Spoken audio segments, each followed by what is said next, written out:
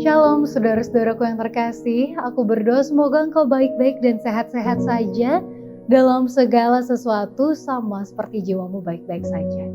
Marilah kita nikmati firman Tuhan melalui buku Membina Pola Makan dan Diet. Kita memberikan teladan yang memihak reformasi. Saya merasa sedih kalau laki-laki dan perempuan intelek yang mengaku orang Kristen tetapi mengatakan bahwa tidak ada bahayanya memproduksi anggur dan sari buah apel untuk dipasarkan karena anggur murni tidak memabukkan.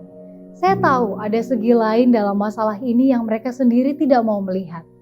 Rasa mementingkan diri telah menutup mata mereka sehingga tidak dapat melihat kejahatan akibat penggunaan bahan perangsang. Sebagai satu umat, kita mengaku menjadi reformator, menjadi pembawa terang ke dunia ini. Pengawal-pengawal setia bagi Allah yang menjaga setiap gerbang dari mana setan dapat masuk dengan penggodaannya untuk memanjakan selera. Contoh kehidupan dan pengaruh kita haruslah menjadi satu kuasa yang memihak reformasi. Kita harus tidak melakukan apapun yang menumpulkan hati nurani atau mengundang pencobaan. Kita tidak membuka pintu sehingga memberi kesempatan kepada setan memasuki pikiran seseorang yang telah dibentuk dalam citra Allah. Sekiranya semua berjaga dan setia menutup lubang-lubang kecil yang dibuat oleh minuman anggur dan sari buah yang tidak membahayakan, jalan raya menuju kemabukan akan dapat ditutup. Apa yang diperlukan oleh masyarakat ialah tujuan yang pasti, satu kemauan untuk tidak menjamah, tidak mencicipi dan tidak memegang. Kemudian reformasi pertarakan akan menjadi kuat, permanen, dan seksama.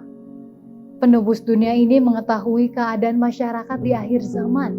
Sebab itu dia menghadapkan kebiasaan makan dan minum sebagai dosa zaman ini. Dia katakan kepada kita bahwa seperti pada zaman Nuh, begitu pula anak manusia itu dinyatakan. Sebab sebagaimana mereka pada zaman sebelum air bah itu makan dan minum, kawin dan mengawinkan, sampai kepada hari Nuh masuk ke dalam bahtera. Dan mereka tidak tahu akan sesuatu sebelum air bah itu datang dan melenyapkan mereka semua. Begitulah keadaan dunia di akhir zaman. Dan mereka yang mempercayai amaran ini akan sangat berhati-hati supaya tidak mengadakan satu tindakan yang akan membawa kutuk kepada mereka.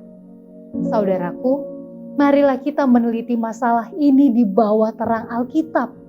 Marilah kita menanamkan satu pengaruh yang memihak pertarakan dalam segala hal. Buah apel dan buah anggur adalah pemberian Allah yang indah. Bahan ini dapat dimanfaatkan sebaik-baiknya sebagai bahan makanan yang menyehatkan atau dapat disalahgunakan menjadi bahan perusak.